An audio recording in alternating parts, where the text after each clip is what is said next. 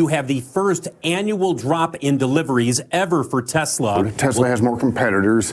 In the U.S. now, GM has a lot of EVs out. Hyundai and Kia do as well. I think Tesla has a lot of different tools in its toolbox. And of course, we're doing the autonomy thing. I'll put that aside. I think Elon's going to take care of that at this point.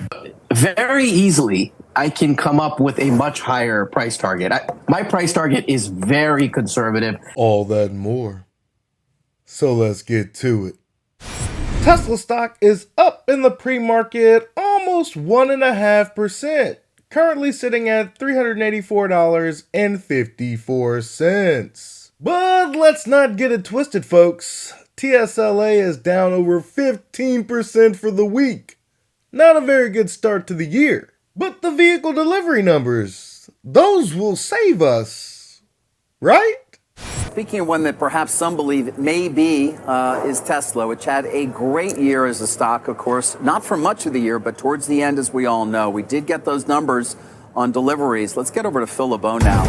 Find out what they were, Phil. I see the stock trending down a bit. They're trending down because you have the first annual drop in deliveries ever for Tesla. We'll talk about that in a little bit. In the fourth quarter, these deliveries are shy of expectations. For the quarter, the company delivered 495,570 vehicles. The street was expecting deliveries of 504,770, and they needed to deliver at least 515,000 to have full year deliveries top what they were in 2023. Obviously, that is not going to happen. That's not good. Now, your boy was very, very optimistic. I do believe I said 525,000 vehicles. Yeah, that was not correct. But admittedly, that was a pie in the sky type number. I did, however, fully expect us to crack 500,000. A little bit shy, but as always, Tesla's gonna make it do what it do, baby. But clearly, these numbers alone in the fourth quarter, shy of expectations, 10,000 shy of what the street was expecting, essentially, 495 versus 504. And again, the first year-over-year decline in deliveries for Tesla since the company really started ramping up production back in, 2011, 2010, et cetera. Fewer than 500,000 deliveries in the quarter. Tesla had its first annual decline in deliveries in more than a decade. Is it a demand issue? I think it is. This has been an issue with Tesla for some time now. Analysts, investors questioning whether there was still great growth in the EV market, which we know there is growth, but it has slowed. Tesla has more competitors. In the U.S. now, GM has a lot of EVs out. Hyundai and Kia do as well. And then in China, of course, they've got big competition with BYD and the other domestic players there. So Tesla no longer has this stranglehold on the market. That's been happening for a while, and I think it's gathering steam. Of course, it's gotta be a demand issue. And if it's not a demand issue, the competition is coming. Look, Tesla has the best battery electric vehicle in the world. When it comes to autonomous driving technology, it is the best in the world. Vehicles are expensive. It's one of the most expensive purchases a consumer will make in their lifetime. Given the macroeconomic conditions, domestic and abroad, it is nothing short of a miracle that they're able to produce and deliver this many battery electric vehicles at all, especially at these prices. But that's all going to change. By the end of 2025, there is no doubt in my mind there will be a cheaper model that Tesla will be able to give to consumers. This will undoubtedly stoke demand, and once they put FSD on these vehicles, it's going to do more than that, ladies and gents. Tesla hit a milestone last year, but maybe not the kind it wanted to. The EV maker reported its first decline in annual deliveries in at least a decade, handing over fewer than expected vehicles in the fourth quarter. Most of the estimates that I've seen out there here, to what do you attribute the miss here? And do you think we can extrapolate anything overall about fundamental demand from drivers for Teslas? You were pretty much in line with the 3MY. Your miss came from the SX and Cybertruck. And so, that could be investor fatigue at the high. So SX and Cybertruck are all high priced. Cybertruck is going to come down in pricing. And so that may abate some of the fatigue, I guess, at that foundation model level. But it's also a very niche market. I mean, that's not going to be a mainstream pickup truck. And so, if you look back at Tesla's success, it's largely been the move or pivot from the S and X over to the 3 and Y, high volume, lower price. And so for Tesla to rebound from a volume perspective on the auto side of its business, we think it's really going to be introduction of a Model 2 or hatchback. And then, maybe down the road in terms of ROBOTAXI. The silver lining, of course, is obviously the area we're focused on the most, which is the energy storage side, which actually is beating quite handily and also has the highest return on invested capital of the businesses. On those relatively lower price models, Jed, what's the timeline there? When do you think those arrive, and what do you think the price point is? No better example of how unsexy the energy side of the house is for Tesla. Oh, energy sminergy. What about those next vehicles, please? I mean, the expectation is for mid 2025. Now, Tesla is notorious for being late on timelines, and Elon's thrown out a large number in terms of annual growth. And so he's really going to need to have new models in order to achieve that. And so, whether we see that, in second quarter or third quarter of this year, that's going to be really important in terms of meeting the annual growth. Jed, do you think there's any possibility we don't get that model this year? There's always a possibility, but I don't think, again, if we look at the miss here, you're seeing, you're missing by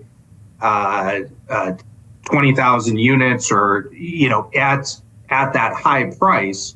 And if you look at the energy side of the business, you're going to make up for that profitability right there. So, I think Tesla has a lot of different tools in its toolbox, and we'll see, how it plays out. I think longer term, they've clearly demonstrated the ability to show resilience. Ding, ding, ding, ding, ding. Tell him what he's won, Johnny. Your mother right. Despite Yahoo Finance's attempt to just gloss over the energy side of the house, we bring it back full circle. Sure, they missed on deliveries, but there's going to be some other factors when they release that earnings doc. You got Tesla down right now this morning, definitely the biggest mover. These numbers for Tesla weren't fantastic, but also, isn't it kind of understood that car sales are going to be under pressure? Well, the stocks, the way that the stocks moved, the nearly 65% gains that we saw in 2024 weren't based on auto sales at all. Right. It's about the optimism that the new administration is going to be more friendly to Elon Musk. So you think these numbers should matter. That's why the stock's down. But we're almost $15 off the session lows already because people, they rallied this stock on the basis of, we're gonna have humanoid robotics. We're gonna have the cybercab coming up, and we're gonna have an administration that's gonna allow Elon Musk to do whatever he wants. Right. Not some surprising. Decent dip buying ammo in that narrative. Yeah. Tesla car sales gonna matter? Yeah, ultimately they do. I think you're spot on with this is really a narrative trade right now, post the election. And so when you see the stock up, like I said, over 50%, it was more than priced to perfection. So having a miss like this, I'm surprised it's not down more, but there just is enough momentum and a narrative story to support the stock right now. But I think it's just set up for really high expectations. And so that's why we're staying away from it. Would I short the stock? Not at all. But for us, we've stayed away from it. We've kept it out of our portfolios because of the amount of volatility and uncertainty. And this is just a story around autonomous driving and the fact that there might be a lower regulatory environment. But I think that's really a tough case to make. If you're looking for the stock to trade on fundamentals, you're going to be waiting for a long time. The numbers people will come up with will vary widely. Not to mention Tesla has many fledgling startups under their umbrella. Recurring revenue from software? What kind of valuation do you place on FSD? And if you want to journey a little bit further down that rabbit hole, what kind of valuation do you place on their ride-hail business when they're making money per mile? So many assumptions that come with all of these startups. I'm not sure what the value of Tesla should be, but I do know one thing. It does feel like they're just getting started. 2024 was a breakout year for ROBOTAXIs, Waymo's in particular, and that's expected to continue in 2025 as we await a bigger push from Tesla into the space, all of which is piling pressure on rideshare giant Uber. This all sets Uber up as the early battleground stock of 2025. Already under pressure in 2024 over fears that robotaxis will disrupt its business model. The deployment of self-driving fleets is only set to accelerate in 2025. Now, Uber bulls, Kelly, they argue that those fears are overblown. Its entrenched network makes it an attractive partner for robotaxis, offering fleet management or a combination of human and robot drivers that will boost reliability. Sounds good, just not so sure if it's accurate. But recent actions from Alphabet subsidiary Waymo, they argue otherwise. Waymo has expanded its network, and as it's done so, it's increasingly leaving Uber behind, partnering with a fleet management startup in Miami, a local taxi company in Tokyo. Its partnership with Uber in Austin and Atlanta looking more like the exception, not the rule. Tesla's robotaxi vision, meanwhile, doesn't rely on any partners. And while it still has major hurdles, there's been progress on full self-driving technology, or FSD. A chart from Altimeter Capital shows a 1,000-fold improvement in FSD's disengagement ratio last year from version 12.1 to 13. What? As someone who's experienced version 12 to version 13 now, that number seems a little bit light. Travis Kalanick has also weighed in, the former CEO and co-founder of Uber, whom we really haven't heard from publicly since he stepped down in 2017. Here he is on what he would be doing if he were still running the company. Oh, man.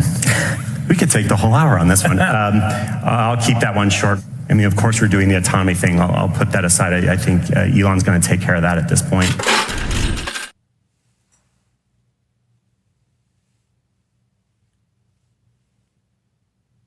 Essentially conceding here, Kelly, that Tesla has won since Uber sold that business under Dara Khosrowshahi. Okay, so certainly items to watch here into 2025. I am curious, though, because you do have this outperform rating, but you got a $313 price target. Stock closed at $379 and change today. Does your price target need to come up? And I know you talked about fundamentals, but I'm going to ask maybe it's a really basic tongue-in-cheek question, but has Tesla ever traded on fundamentals?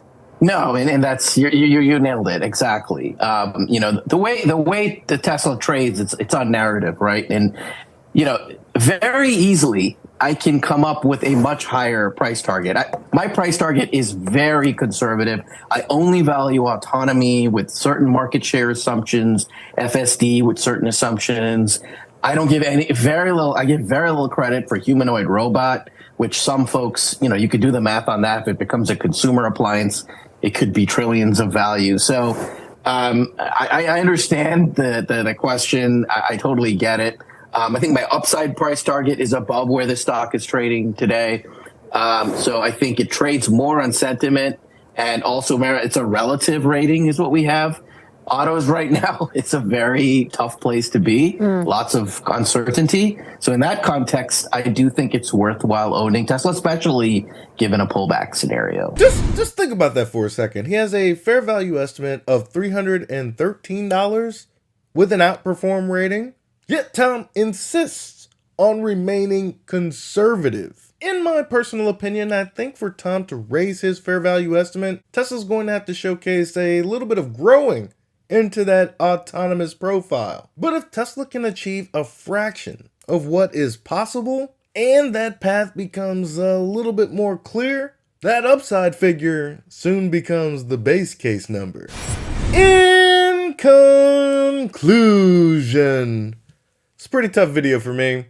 Nobody likes to see the stock go down, but it is a grand opportunity for me to continue to accumulate shares. After about a month of not buying any Tesla shares due to the run-up, my new motto is pretty clear.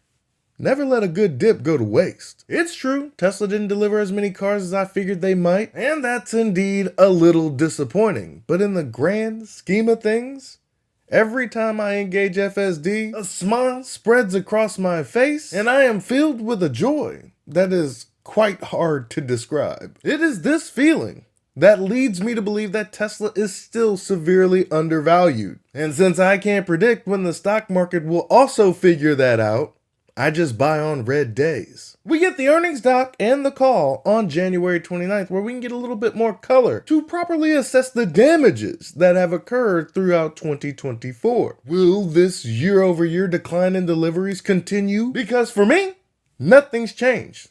This will be the most valuable company in a decade's time. That's all I've got for you today. Be easy. Peace.